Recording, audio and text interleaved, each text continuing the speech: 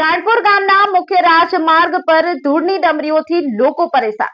બોટાદ જિલ્લાનું રાણપુર ગામ તાલુકા મથક તરીકે જાહેર થયું છે, ત્યારે ગ્રામ્ય પંચાયત દ્વારા રાણપુર તાલુકા મથકના વિકાસની કામગીરી કરવામાં આવે છે।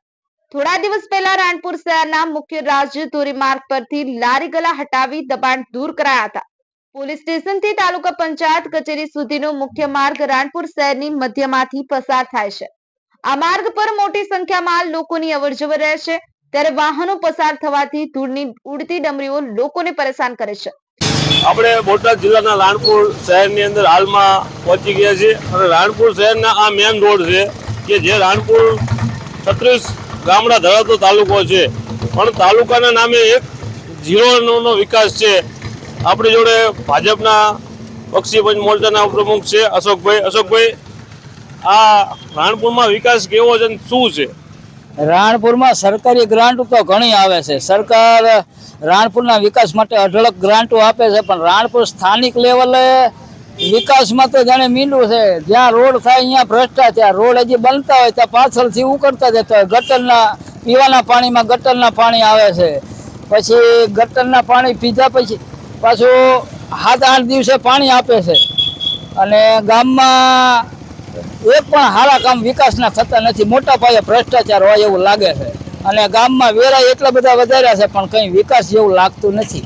રાણપુર નગરના માણસોનું એવું કહેવું છે કે આ રોડ 3 કરોડ ને 75 લાખના ખર્ચે બનેલો છે 3 વર્ષ પહેલા, છતાં એમાં ભ્રષ્ટાચાર એટલો બધો થયેલો છે।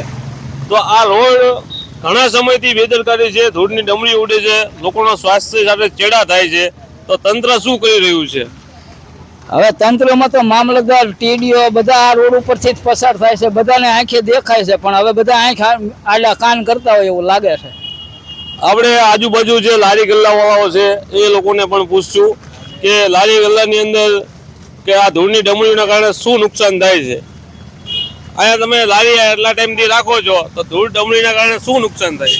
આ બધી વસ્તુ ધૂળ ધારી થાય છે, અને પછી વસ્તુ બધી બગડે છે, પછી ગ્રાહકને એમ લાગે કે અને શ્વાસ ચડે ને ધૂળ આન પડે તો 200 ગ્રામ જેટલી તો અમે ધૂળ ખાઈ જતા આવીશું, એટલી તો ધૂળ ઉડે। આમ બસ જાય તો બસ જો ધૂળની ડમરી ચડે, આ છત્રી આમ કરવી તો ધૂળ ઉડે જો તમે। આજુબાજુ પાણીપુરીની લારીઓ પણ છે, અને ખોરાક માટે પાણીપુરીની લારીઓની અંદર ધૂળ પણ થઈ શકે છે। આ ભાઈ ઘણા સમયથી ધંધો કરે છે, ભાઈ આ લારી ઘણા ટાઈમથી છે, આ ધૂળના કારણે કંઈ પ્રોબ્લેમ ખરો? હા, બહુ બધો પ્રોબ્લેમ છે, કારણ કે અહીંયા જે ડમરી ઉડે, જે ધૂળ ઉડે એ પાણીપુરીમાં માટે ઉડે તો છોકરા સ્કૂલના બચ્ચા બધા એ કારણે બીમાર પડે। આપણે જોઈ રહ્યા છીએ કે રાણપુરની અંદર મોટો તાલુકો ધરાવે છે, નગરપાલિકા લેવલનું મોટો શહેર છે, છતાં પણ કોઈ વિકાસ થતો નથી। તો આ વિકાસ તંત્ર ક્યારે જાગશે? કેમેરામેન લાલજી મેર સાથે ગોપાલ બોળિયા, રાણપુર।